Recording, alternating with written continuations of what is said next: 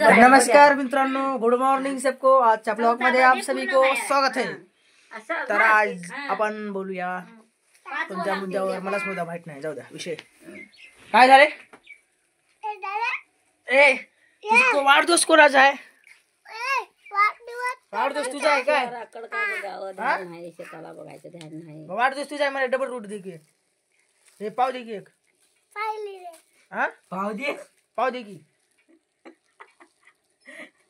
एक पाव दे की।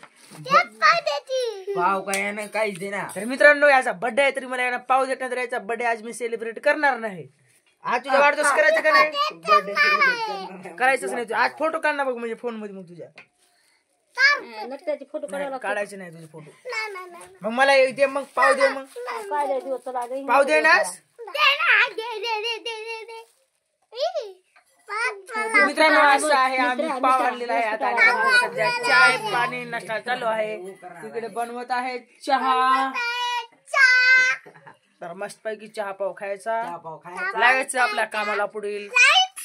तर मित्रांनो, हे अवकाळी कांदा आहे बघा, याचा बर्थडे आहे। तर मी अवकाळी कांदा की तू अवकाळी कांदा आहेस?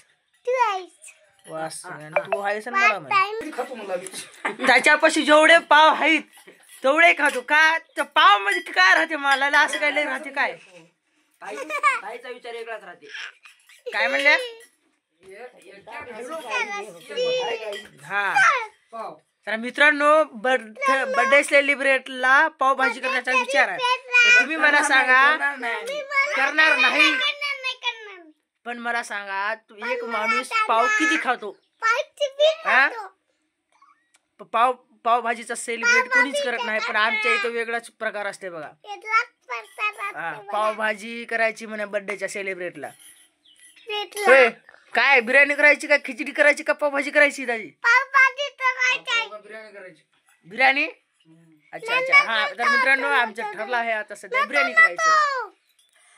तर याचा बर्थडे आहे, या माकडाचा बर्थडे आहे, आणि आम्हाला करायची माकडाच्या बर्थडेच्या सेलिब्रेटला बिर्याणी। तर बघूया पुढील ब्लॉग संध्याकाळी 8 वाजता। तर मित्रांनो,